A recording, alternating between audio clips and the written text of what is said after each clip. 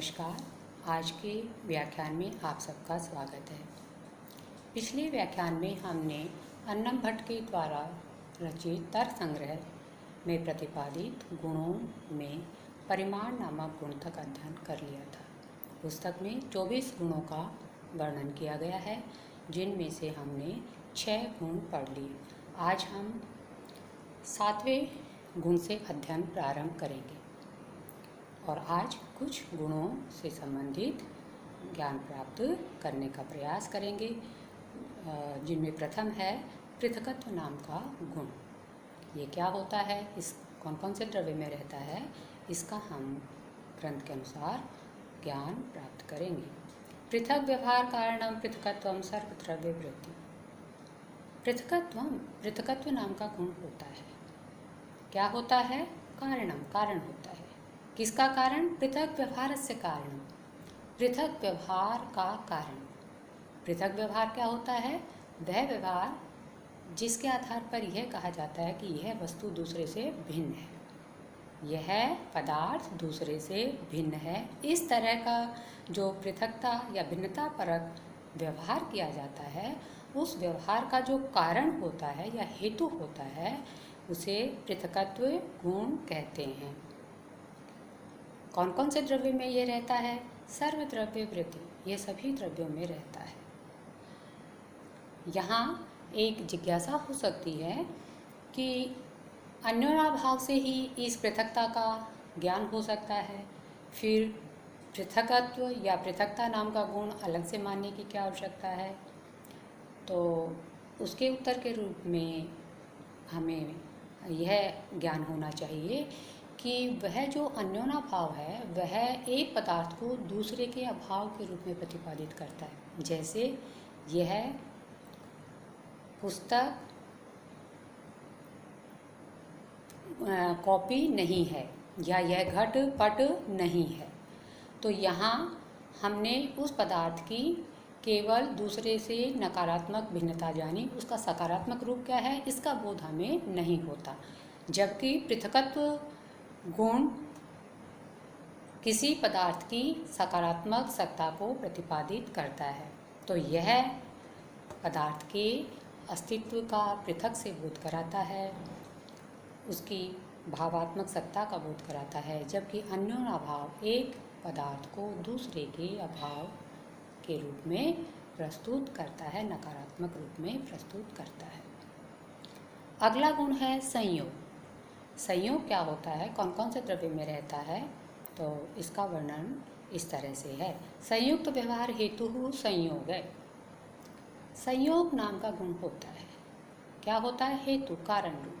किसका कारण? संयुक्त व्यवहार से, संयुक्त व्यवहार का, अर्थात संयुक्त व्यवहार का हेतुभूत गुण संयोग कहा जाता है। संयुक्त व्यवहार, जैसा हम कहते हैं कि ये दो चीज़ें संयुक्त है, हम व्यवहार में प्रयोग करते हैं, दो वस्तुएं संयुक्त है, तो इस तरह के व्यवहार का जो हेतुभूत गुण होता है, वह संयोग कहा जाता है। इसके स्वरूप से स्पष्ट है कि यह गुण दो पदार्थों पर आश्रित होता है। सर्वद्रव्य वृत्ति ही, यह गुण सभी द्रव्यों में विद्यमान रहता है। अगला गुण है संयोग विभाग। तो विभाग क्या होता है और कौन कौन से द्रव्य में रहता है, इसका वर्णन इस अंश के द्वारा किया जा रहा है। संयोग नाशको गुणों विभाग है।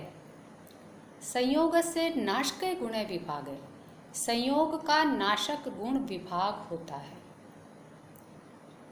यहाँ हमें यह पता चला कि विभाग से पहले संयोग का होना आवश्यक है, क्योंकि यह संयोग का नाश करता है। सर्वद्रव्य वृत्ति ही, और यह सभी द्रव्यों में विद्यमान रहता है। अगले दो गुणों का एक साथ कथन किया गया है, परत्व और अपरत्व। अभी तक केवल इन 3 गुणों के लक्षण और उनके आशयों का वर्णन किया गया था।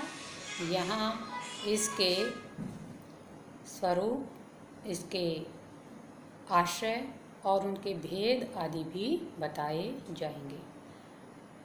परापर व्यवहार असाधारण कारणे परत्व अपरत्वे, यहाँ परत्व और अपरत्व में द्विवचन का प्रयोग हुआ है। ये नपुंसकलिंग का शब्द है जिसका अर्थ है परत्व और अपरत्व गुण होते हैं।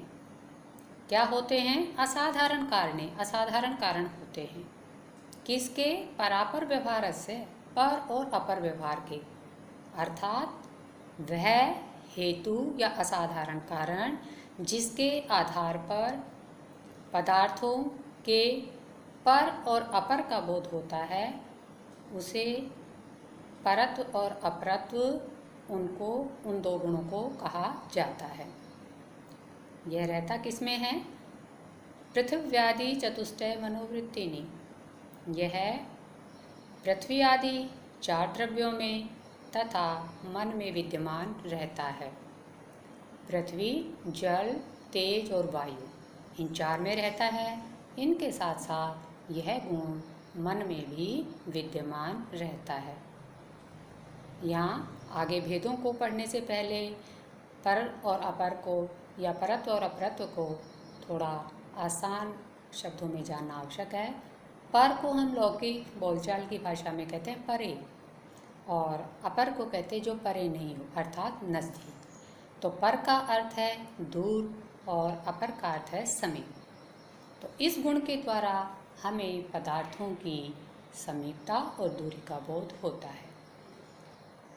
ये दोनों ही गुण दो दो प्रकार के होते हैं। ते द्विविधे, ते ये दोनों द्विविधे 2 प्रकार के होते हैं। दिक्कृते कालकृते च, दिशा के द्वारा कृत और काल के द्वारा कृत, अर्थात दिशा और काल के आधार पर परत्व और अपरत्व गुण दोनों 2 प्रकार के होते हैं। दूरस्थे दिक्कृतम परत्वम, दूर विद्यमान पदार्थ के बोध में दिशाकृत परत्व होता है। समीपस्थे दिक्कृतम अपरत्व, और किसी स्थान, समीप स्थान में विद्यमान पदार्थ के बोध का जो कारण होता है वह दिशाकृत अपरत्व कहा जाता है। ज्येष्ठे कालकृतम परत्वम, किसी पदार्थ के ज्येष्ठ रूप का बोध कराने में कालकृत परत्व गुण होता है। कनिष्ठे कालकृतम अपरत्व, और किसी पदार्थ के कनिष्ठता का बोध कराने में जो कारण होता है उस गुण को कालकृत अपरत्व कहते हैं। इस तरह से हमने यहाँ तक परिमाण गुण के पश्चात पृथकत्व से प्रारंभ कर संयोग, विभाग, परत्व और अपरत्व सहित 5 गुणों के लक्षण, उनके आश्रय और उनके भेद आदि की ग्रंथ के अनुसार उसका अध्ययन किया। अब क्योंकि ये छोटे छोटे अंश हैं तो इनके आधार पर जो लघुत्तरात्मक प्रश्न होते हैं उनका अभ्यास भी करना आसान होगा, प्रासंगिक है। अतः हम इनके अंदर प्रश्नों को उठाकर उनके उत्तर का अभ्यास इसी अंश के माध्यम से करने का प्रयास करेंगे। जैसे प्रश्न हो सकता है पृथकत्वम किम, हमें संस्कृत में उत्तर प्रस्तुत करने होते हैं। तो प्रश्न पृथकत्वम किम होगा कि पृथकत्व क्या है। इसका उत्तर होगा पृथक व्यवहारस्य कारणम पृथकत्वम, कुत्र वर्तते, सर्वद्रव्येषु वर्तते। अगला जो संयोग से संबंधित प्रश्न हो सकता है, संयोगः कः, संयोग क्या है। इसका उत्तर भी यहाँ स्पष्ट है, संयुक्त व्यवहारस्य हेतुः संयोग। आगे प्रश्न हो सकता है कुत्र वर्तते, तो इसका उत्तर हो जाएगा सर्वद्रव्येषु वर्तते। विभाग के बारे में भी यह प्रश्न हो सकता है, विभागः कः, तो उत्तर होगा संयोग नाशको गुणो विभाग है। कुत्र विद्यते, सर्वद्रव्येषु विद्यते। परत्व और अपरत्व से संबंधित प्रश्न यह हो सकता है परापरत्व के, क्योंकि ये दो हैं तो इनके लिए के का प्रयोग होगा कि परत्व और अपरत्व क्या होते हैं। तो इसका उत्तर होगा परापर व्यवहारयोः असाधारण कारणे परत्वापरत्वे। पर और अपर व्यवहार के जो असाधारण कारण होते हैं वे ही क्रमशः परत्व और अपरत्व कहे जाते हैं। कुत्र विद्यते एते, उत्तर होगा पृथिव्यादिषु मनसि च विद्यते। ये दोनों पृथ्वी आदि में रहते हैं और मन में रहते हैं।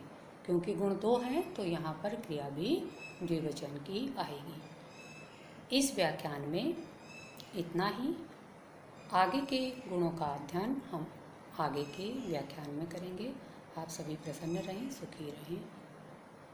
जय भारत।